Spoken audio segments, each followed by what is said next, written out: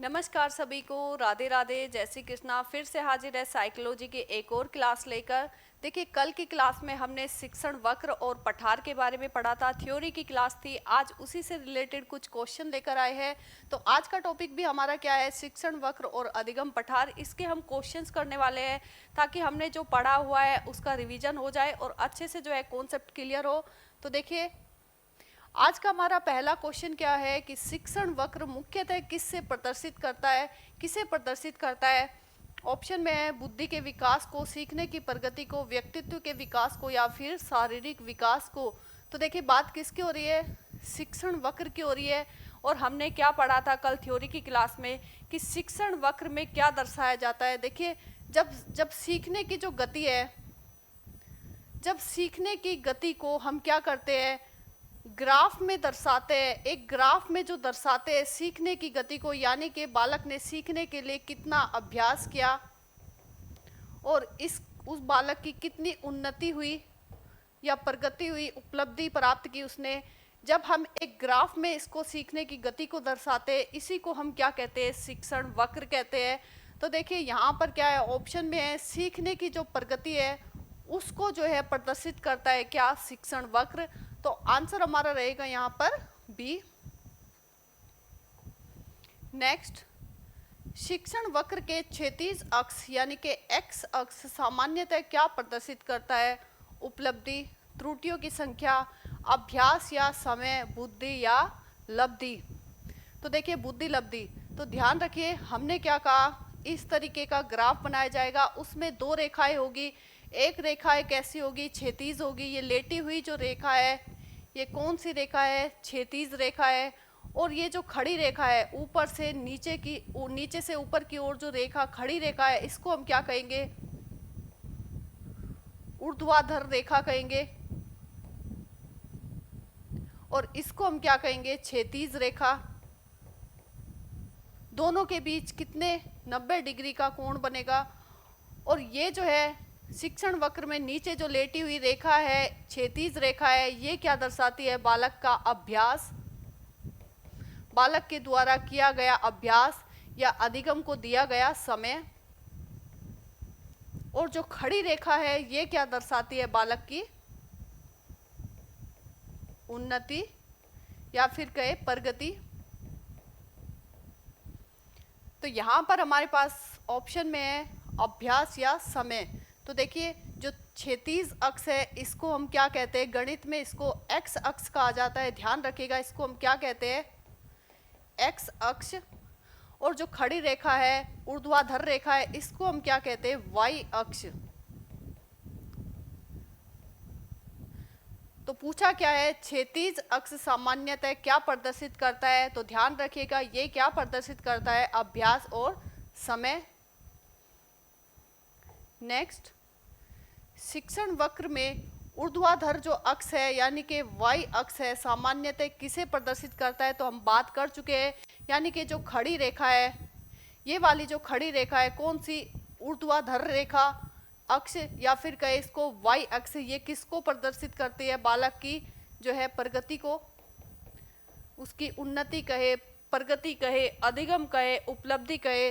तो ये बालक की जो है किसको प्रदर्शित करते हैं, प्रगति को प्रदर्शित करते हैं। अभ्यास की अवधि बिल्कुल नहीं, सीखने की उपलब्धि या प्रदर्शन। तो सही आंसर हमारा रहेगा क्या, बी। नेक्स्ट, जब शिक्षार्थी की सीखने की गति प्रारंभ में धीमी और बाद में जो है तेज होती है, तो शिक्षण वक्र कैसा होता है, नकारात्मक त्वरण वाला, सकारात्मक त्वरण वाला या सीधी रेखा वाला या फिर क्षैतिज। तो देखिए, हमने क्या पढ़ा था, यहां पर क्या होगा, क्षैतिज रेखा बालक का अभ्यास या समय, और ये खड़ी रेखा क्या बताएगी, बालक की गति, प्रगति या फिर उन्नति या फिर अधिगम कहे। तो देखिए, जब बालक का सीखना यहाँ पर इस प्रकार हो रहा है, यानी कि स्टार्टिंग में इस प्रकार धीरे धीरे सीख रहा है और फिर उसकी गति धीरे धीरे क्या हो रही है, बढ़ती जा रही है। हो सकता है स्टार्टिंग में जो है नियम कठोर हो, कठिन हो, उसको समझ नहीं आ रहा हो, जो विषय वस्तु वो पढ़ रहा है वो कठिन है, उसको समझ नहीं आ रहा है। लेकिन जैसे जैसे बालक अभ्यास करता जाता है, विषय वस्तु उसको समझ आने लग जाती है और उसका जो सीखना है वो अधिक होने लग जाता है, तो वक्र इस प्रकार का बनता है। तो स्टार्टिंग में गति धीमी रहेगी और बाद में उसके सीखने की गति जो है वो तेज होने लग जाएगी। तो कौन सा यहाँ पर वक्र बनेगा, तो ध्यान रखिए, इसको हम कहेंगे सकारात्मक त्वरण वाला वक्र। यानी कि ये कौन सा वक्र है, सकारात्मक त्वरण वाला वक्र है। साथ ही में हम इसको क्या कहते हैं, बढ़ता हुआ वक्र, बढ़ता हुआ वक्र भी हम इसको कहते हैं। एक और नाम याद रखिए, नतोदर, नतोदर वक्र भी इसको हम कहते हैं। न से पकड़ लीजिएगा कि नहीं होती स्टार्टिंग में, क्या उसमें कोई भी उन्नति नहीं होती, धीरे धीरे होती है। यानी कि नतोदर में क्या होता है कि जो स्टार्टिंग में बालक की सीखने की गति है वो धीमी होती है और बाद में जो है सीखने की गति तेज होती जाती है। तो यहाँ पर हमारा आंसर क्या रहेगा, बी रहेगा। नेक्स्ट, जब प्रारंभ में सीखने की गति तेज हो और बाद में धीमी हो जाए तो शिक्षण वक्र को क्या कहा जाता है, सकारात्मक त्वरण वक्र कहा जाता है, नकारात्मक त्वरण वक्र कहा जाता है, समतल वक्र कहा जाता है या फिर अनियमित वक्र कहा जाता है। तो देखिए, सीखने की गति यहाँ पर क्या होगा, अभ्यास या समय, यहाँ पर क्या होगा, उन्नति। तो देखिए, बालक की सीखने की गति यहाँ पर क्या है, स्टार्टिंग से ही तेज हो जाती है और फिर बाद में कैसी होती है, धीरे धीरे धीमी होती चली जाती है। यानी कि हो सकता है कि विषय वस्तु स्टार्टिंग में बालक की सरल हो या फिर बालक जो है अभिप्रेरित हो, रुचि हो उसकी सीखने में, तो समय कितना लग रहा है, कम लग रहा है, उसकी उन्नति यानी कि अधिगम ज़्यादा हो रहा है। और यहाँ पर आकर हो सकता है बालक को थकान हो गई हो, थकान हो गई हो या फिर रुचि का अभाव हो गया हो, अभाव हो गया हो। तो बालक यहाँ पर उसकी सीखने की गति है वो जो क्या करते हैं, धीमे धीमे कम हो, धीरे धीरे क्या होती है, कम होती चली जाती है। और इसको हम क्या कहते हैं, घटता हुआ वक्र, घटता हुआ वक्र कहते हैं। साथ में ही एक और नाम याद रखिए, इसका हमने पढ़ा था क्या,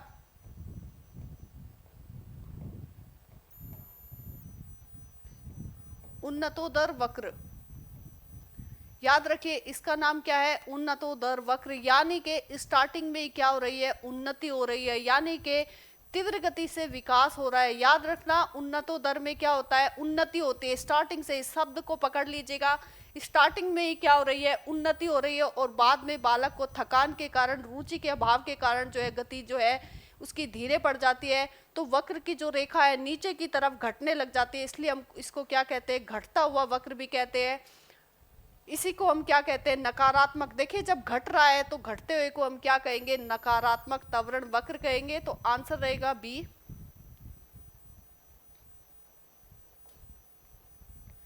अधिगम पठार यानी कि लर्निंग प्लेटू का अर्थ है सीखने का पूर्णतः समाप्त हो जाना, सीखने की गति में अस्थायी ठहराव, सीखने की गति का अचानक बढ़ना या फिर सीखने का जो है प्रारंभ होना। तो देखिए, जो अधिगम पठार है ये क्या होता है कि जब सीखने की गति है, मानकर चलिए बालक जो है इस प्रकार से सीखता जा रहा है और एक टाइम पर आकर जो ये रेखा है, सीखने की जो रेखा है वो इस प्रकार सीधी बनती है, यानी कि क्षैतिज रेखा बनती है। सीखने का जो वक्र है ऊपर की ओर नहीं बढ़ रहा है, यानी कि क्षैतिज रेखा यहाँ पर बन रही है। तो यहाँ पर क्या आ गया है, पठार आ गया है, अधिगम पठार आ गया है। अब बालक का जो सीखना है वो एकदम से रुक गया है। ये कैसे, तो देखिए, यहाँ पर बालक हो सकता है थक गया हो, थकान के कारण भी हो सकता है, रुचि की कमी के कारण भी हो सकता है।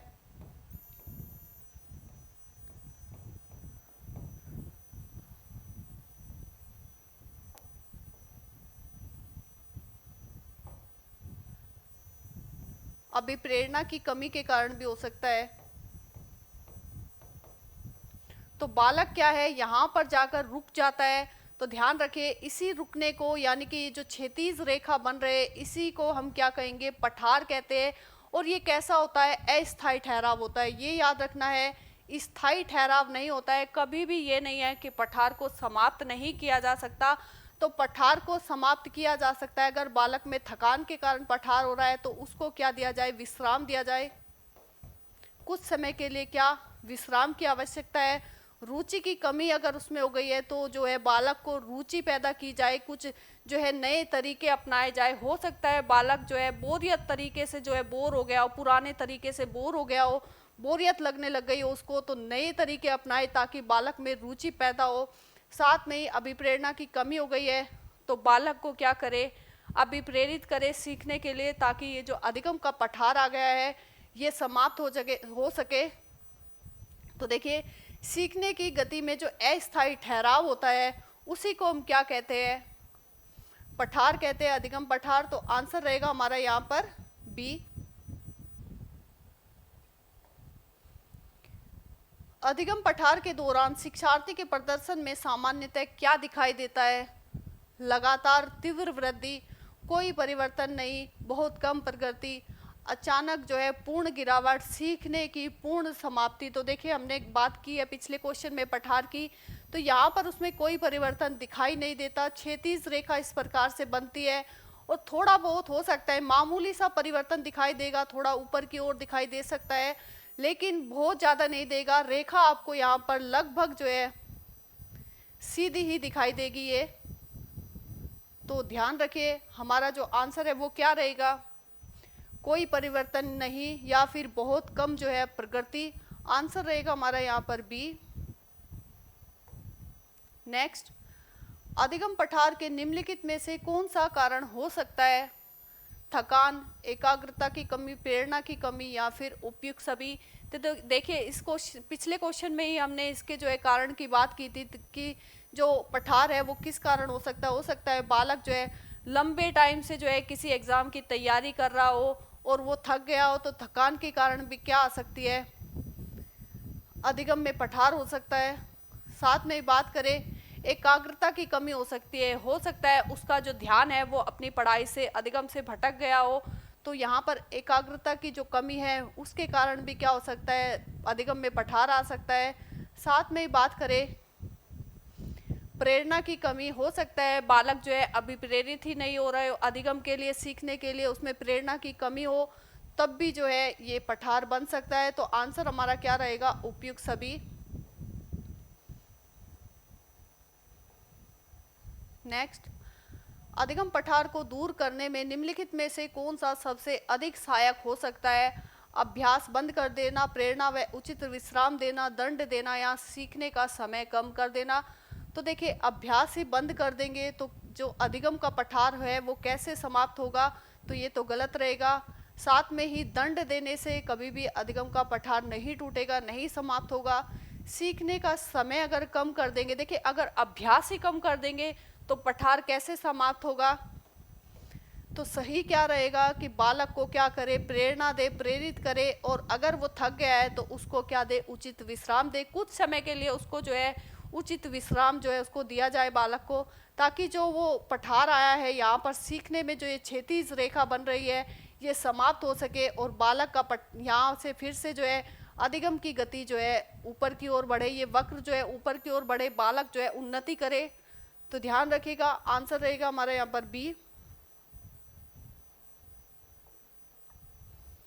शिक्षण वक्र में पठार का दिखाई देना यह सिद्ध करता है कि शिक्षार्थी कभी नहीं सीख सकता, सीखना हमेशा एक समान गति से होता है, सीखने की गति में अस्थायी रुकावट आ सकती है, शिक्षण प्रक्रिया असफल है। तो देखिए शिक्षार्थी कभी नहीं सीख सकता, ये तो अपने आप में ही पढ़ते ही गलत हो जाएगा। सीखना हमेशा एक समान गति से होता है, तो बिल्कुल नहीं, सीखना एक समान गति से नहीं होता है। किसी दिन आप जो है अपना टारगेट जो है एक दिन में पूरा कर लेते हैं और एक दिन ऐसा आता है कि आप जो है कुछ भी अधिगम नहीं कर पाते, आपका मन ही नहीं होता पढ़ने का, तो सीखने की गति जो है वो समान नहीं होती। तो ये भी क्या रहेगा, गलत रहेगा। शिक्षण प्रक्रिया जो है असफल होती है, बिल्कुल नहीं, शिक्षण प्रक्रिया को हम असफल प्रक्रिया नहीं कहेंगे। तो सीखने की गति में जो अस्थायी रुकावट आ सकती है, देखिए शिक्षण वक्र में पठार का दिखाई देना यह सिद्ध करता है कि जो शिक्षण की गति है, सीखने की जो गति है उसमें अस्थायी रुकावट आ सकती है, यानी कि जो सीखने की गति है वो रुक सकती है, अस्थायी रूप से कुछ टाइम के लिए रुक सकती है। तो आंसर हमारा रहेगा यहाँ पर सी।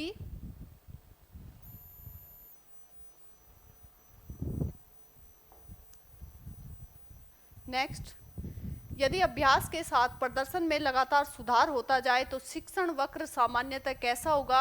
ऊपर की ओर बढ़ेगा, नीचे की ओर जाएगा, पूरी तरह क्षैतिज होगा या अनिवार्य रूप से सीधी रेखा होगा? तो बात किसकी हो रही है कि यदि अभ्यास के साथ प्रदर्शन में लगातार सुधार किया जाए तो शिक्षण वक्र कैसा बनेगा? तो देखिए यहाँ पर जो है बालक क्या कर रहा है, अभ्यास कर रहा है, अभ्यास के साथ प्रदर्शन में लगातार सुधार, यहाँ पर क्या कर रहा है, प्रदर्शन होगा उसका, प्रगति होगी, अधिगम होगा। तो अभ्यास कर रहा है, बालक जो है अभ्यास करता जा रहा है और धीरे धीरे जो उसका प्रदर्शन है वो अच्छा होता जा रहा है। इस प्रकार से उसकी प्रगति होती जा रही है, अधिगम करता जा रहा है। अभ्यास के साथ साथ क्या करता जा रहा है, वो अपनी प्रगति उन्नति करता जा रहा है। तो वक्र किस प्रकार के बनेगा? देखिए इस प्रकार का वक्र बनेगा, ऊपर की ओर बढ़ता हुआ वक्र बनेगा। इसे हम क्या कहेंगे? नतोदर वक्र, सकारात्मक वक्र भी कहेंगे। तो ध्यान रखिएगा आंसर क्या रहेगा, ऊपर की ओर बढ़ेगा वक्र। ए आंसर यहाँ पर सही रहेगा। नेक्स्ट, अधिगम पठार को किस प्रकार की घटना माना जाता है? स्थायी, अस्थायी, जन्मजात या जैविक?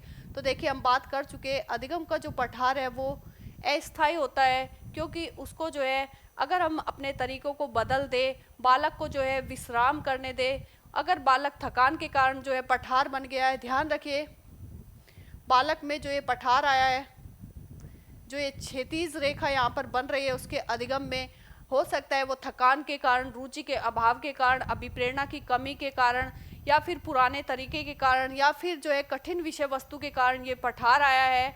तो इनको अगर हम समाप्त करें, इन तरीकों को ही बदले, तो क्या होगा? उस पठार को खत्म किया जा सकता है, समाप्त किया जा सकता है, तोड़ा जा सकता है। तो ये जो पठार आता है ये कैसा होता है? अस्थायी होता है। आंसर रहेगा हमारा यहाँ पर बी। निम्नलिखित में से कौन सा कारक अधिगम की गति को प्रभावित कर सकता है? प्रेरणा, अभ्यास, थकान या फिर उपयुक्त सभी? तो देखिए बात किसकी हो रही है कि अधिगम की गति को प्रभावित करने वाले कारक कौन से हैं? तो देखिए प्रेरणा यहाँ पर अधिगम की गति को प्रभावित करते हैं। बालक जितना ज़्यादा अभिप्रेरित होगा, जितना ज़्यादा बालक को अभिप्रेरणा प्राप्त होगी, प्रेरित होगा, वो उतनी ही ज़्यादा उसकी सीखने की गति होगी। साथ में ही बात करें अभ्यास की, जितना ज़्यादा बालक अभ्यास करेगा, सीखने का प्रयत्न करेगा, प्रयास करेगा, मेहनत करेगा, उतना ही ज़्यादा उसका सीखना होगा, सीखने की गति होगी। बात करें थकान की, अगर बालक थक गया है तो सीखने की गति क्या हो जाएगी? कम हो जाएगी। तो ध्यान रखिएगा ये सभी कारक जो है सीखने की गति को प्रभावित करते हैं। तो आंसर क्या रहेगा? डी रहेगा सही। यदि किसी विद्यार्थी का प्रदर्शन कुछ समय तक लगभग समान रहता है और फिर जो है दोबारा बढ़ने लगता है, तो बीच का जो स्थिर भाग है वह क्या कहलाता है? विस्मरण, अधिगम पठार, परिपक्वता या फिर अंतःदृष्टि? तो ध्यान रखिए बात किसकी हो रही है कि यदि किसी विद्यार्थी का जो प्रदर्शन है कुछ समय के लिए रुक जाता है, कुछ समय के लिए कैसी रेखा बन जाती है? ये क्षैतिज रेखा बनती है, रुक जाता है, समान रहता है, लगभग समान रहता है, और फिर दोबारा से, यानी कि पहले भी वो कैसा हो रहा था? बढ़ रहा था, और फिर क्या होता है? दोबारा से बढ़ने लगता है, यानी कि यहाँ पर फिर से वो धीरे धीरे बढ़ने लगता है। ये जो बीच में रेखा बनी है, क्षैतिज रेखा, समान रेखा, इसको हम क्या कहेंगे? इसको हम कहेंगे अधिगम पठार।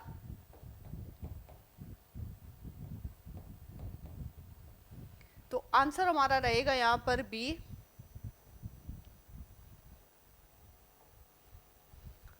शिक्षण वक्र का मुख्य शैक्षिक महत्व क्या है? केवल विद्यार्थियों की आयु ज्ञात करना, सीखने की प्रगति का अध्ययन करना, केवल बुद्धि मापना, केवल व्यक्तित्व मापना? तो देखिए शिक्षण जो है वक्र के द्वारा हम व्यक्तित्व का मापन नहीं करते, ना ही हम बुद्धि का मापन करते, ना ही बालक की जो है आयु ज्ञात करना होता है। तो शिक्षण वक्र का मुख्य जो कार्य होता है, सीखने की जो प्रगति है उसका अध्ययन करना। शैक्षिक महत्व क्या रहेगा कि बालक की जो सीखने की प्रगति है, जो बालक की उपलब्धि है, जो उन्नति है, उसका अध्ययन इसके द्वारा किया जाता है। तो आंसर रहेगा हमारा यहाँ पर बी। नेक्स्ट, अत्यधिक अभ्यास के कारण उत्पन्न थकान किस स्थिति को जन्म दे सकती है? अधिगम पठार को, अचानक बुद्धि वृद्धि को, परिपक्वता को, या फिर अभिप्रेरणा में वृद्धि को। तो देखिए किसकी बात हो रही है? थकान की बात हो रही है कि थकान जो है किसको जन्म दे सकती है। तो देखिए यहाँ पर बालक जो है इस प्रकार से जो है अभ्यास करता है और उसकी उन्नति होती जाती है। लेकिन देखिए यहाँ पर बालक जो है लगातार अभ्यास कर रहा है लंबे टाइम से और उसकी उन्नति भी अच्छी हो रही है। तो एक टाइम पे क्या होगा? बालक थक जाएगा।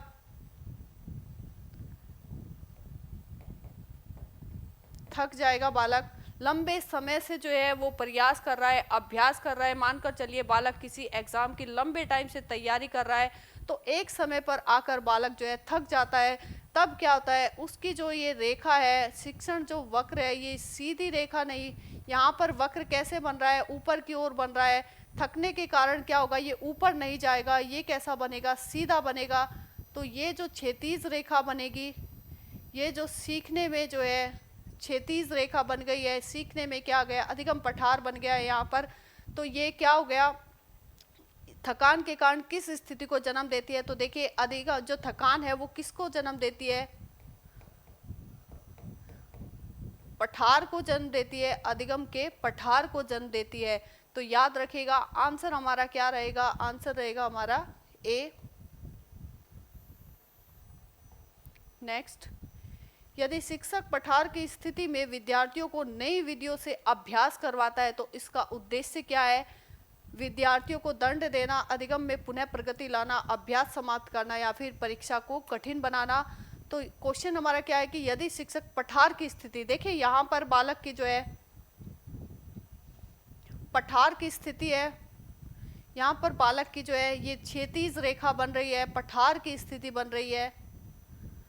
हो सकता है यहाँ पर वो पुराने तरीके से जो है पढ़ते पढ़ते बोर हो गया हो, रुचि का भाव उसमें आ गया हो। तो जो शिक्षक है वो क्या कर रहे हैं? नई विधियों से अभ्यास करा रहे हैं, यानी कि नए तरीके जो है बालक को पढ़ाने में जो है यूज कर रहे हैं। यहाँ पर क्या होगा? नए तरीकों के कारण ही क्या होगा? बालक जो है फिर से सीखना जो है उसकी जो गति है, अधिगम है, वो फिर से जो है गति करने लगेगा और बालक की जो है प्रगति इस प्रकार फिर से जो है धीरे धीरे बढ़ने लग जाएगी। तो याद रखिए क्या होगा? अधिगम में पुनः प्रगति लाना, यानी कि इसका कार्य क्या है कि ये जो अधिगम है यहाँ पर क्या हो रहा है? उन्नति कहे, अधिगम कहे, अभ्यास। तो देखिए यहाँ पर जो है धीरे धीरे अधिगम में क्या हो रही है? उन्नति हो रही है, बढ़ोतरी हो रही है। तो नई विधियों के द्वारा शिक्षक ने क्या किया? अधिगम में पुनः से प्रगति ला दी। प्रगति लाना ही उसका क्या है? कार्य है। तो आंसर हमारा रहेगा बी। अधिगम पठार के समय शिक्षक को क्या करना चाहिए? विद्यार्थियों को हतोत्साहित करना चाहिए, उसकी कठिनाइयों को समझकर उचित सहायता देनी चाहिए, अभ्यास पूरी तरह से बंद कर देना चाहिए, या फिर केवल अधिक जो है गृह कार्य देना चाहिए। तो देखिए विद्यार्थी को हतोत्साहित नहीं करना है, बालकों को तो उत्साहित करना है, तभी जो है अधिगम का ये पठार है ये समाप्त हो पाएगा। तो हतोत्साहित नहीं करना है। अभ्यास को ही बंद कर देंगे तो पठार कैसे समाप्त होगा? अभ्यास को बढ़ाना है, अधिक जो है गृह कार्य देना। तो केवल और केवल अधिक गृह कार्य देने से पठार समाप्त नहीं होगा, बल्कि आवश्यक क्या है कि बालकों के सामने जो कठिनाई है उसको शिक्षक समझे और उसी प्रकार से बालकों को क्या दे? उचित सहायता प्रदान करे। तो देखिए अगर हो सकता है बालक में रुचि का अभाव हो गया है तो शिक्षक क्या करे? बालकों को अभिप्रेरित करे, उसकी प्रशंसा करे, तारीफ करे, उसके पुरस्कार दे, उसने जो अब तक का सीखा है प्रगति के लिए, उपलब्धि जो उसने प्राप्त की है उसके लिए उसकी प्रशंसा करे। और अगर बालक जो है थकान के कारण पठार आ गया है तो उसको कुछ समय के लिए जो है विश्राम प्रदान करे। हो सकता है पुराने तरीकों से बालक बोर हो गया है तो नए तरीकों का प्रयोग करे शिक्षक। तो देखिए बालकों की क्या समझनी है? कठिनाइयों को समझना है और उचित सहायता देनी है। जिस प्रकार की कठिनाई बालकों के सामने है उनकी कठिनाइयों को समझते हुए भी उसी प्रकार की सहायता शिक्षक को प्रदान करनी है। तभी क्या होगा, ये जो अधिगम में पठार आया है ये समाप्त हो पाएगा। तो आंसर रहेगा बी। निम्नलिखित में से कौन सा कथन शिक्षण वक्र के संबंध में सही है? प्रत्येक व्यक्ति का शिक्षण वक्र बिल्कुल समान होता है। सीखने की गति सदैव समान रहती है। सीखने की गति व्यक्ति और परिस्थितियों के अनुसार बदल सकती है। शिक्षण वक्र केवल शारीरिक कौशल के लिए होता है। तो देखिए, प्रत्येक व्यक्ति का जो शिक्षण जो वक्र है वो एक समान होगा? बिल्कुल नहीं, क्योंकि हर व्यक्ति एक दूसरे से भिन्न होता है, उसकी सीखने की क्षमताएं योग्यताएं भिन्न होती है। तो शिक्षण वक्र कैसे समान होगा? शिक्षण वक्र भी भिन्न होगा। सीखने की गति सदैव समान रहती है, तो बिल्कुल नहीं, सीखने की गति समान नहीं होती है। कभी बालक जो है कम अभ्यास में ही ज़्यादा सीख लेता है और कभी ज़्यादा अभ्यास में भी बहुत कम सीख पाता है। तो ध्यान रखिएगा, सीखने की गति जो है समान नहीं होती है। बात करें शिक्षण वक्र केवल शारीरिक कौशल के लिए, देखिए सीखने की प्रगति के लिए होता है शिक्षण कौशल, शारीरिक कौशल के लिए नहीं। तो ध्यान रखिएगा, ये भी क्या रहेगा? गलत रहेगा। बात करें सीखने की जो गति है व्यक्ति और परिस्थिति के अनुसार बदल सकते हैं, बिल्कुल सही। सीखने की गति समान नहीं होती है क्योंकि व्यक्तिगत भिन्नताएं होती है। प्रत्येक व्यक्ति एक दूसरे से भिन्न है, उनकी योग्यताएं क्षमताएं भिन्न है, तो गति भी क्या होगी? भिन्न होगी। साथ में ही जो परिस्थितियां हैं उनके अनुसार भी बालक की जो सीखने की गति है वो बदल सकती है। तो आंसर क्या रहेगा? आंसर रहेगा हमारा सी। शिक्षण वक्र में यदि किसी समय उपलब्धि में वृद्धि रुक जाती है और कुछ समय के बाद फिर से वृद्धि शुरू हो जाती है तो इसे हम क्या कहेंगे? तो देखिए, शिक्षण वक्र बालक की वृद्धि हो रही है और कुछ समय के लिए क्या हो गई? रुक गई, क्षैतिज रेखा बन गई और बन गई है क्षैतिज रेखा यहाँ पर, और फिर से क्या है? वृद्धि जो है प्रारंभ होती है। वृद्धि एक समय के लिए रुक जाती है, कुछ समय बाद फिर से वृद्धि होती है। तो देखिए, जहाँ पर ये वृद्धि रुकी है वहाँ पर क्या होगी? क्षैतिज रेखा इस प्रकार की आपको देखने को मिलेगी, सीधी रेखा यहाँ पर बन जाएगी। सीधी रेखा आपको यहाँ पर देखने को मिलेगी। इसे ही हम क्या कहेंगे? अधिगम पठार कहेंगे। इसे ही हम क्या कहेंगे? अधिगम का पठार कहेंगे। तो इसे हम इसे क्या कहा जाएगा? तो ध्यान रखिए, इसे क्या कहा जाएगा? इसे कहा जाएगा अधिगम का पठार। तो आंसर हमारा रहेगा ए। तो देखिए, ये थी आज की हमारी क्लास आपको कैसी लगी है कमेंट बॉक्स में बताइएगा। क्लास आपको पसंद आए, अच्छी लगे तो प्लीज़ वीडियो को लाइक शेयर ज़रूर कीजिएगा। मिलते हैं आपसे नेक्स्ट क्लास में एक और नए टॉपिक के साथ।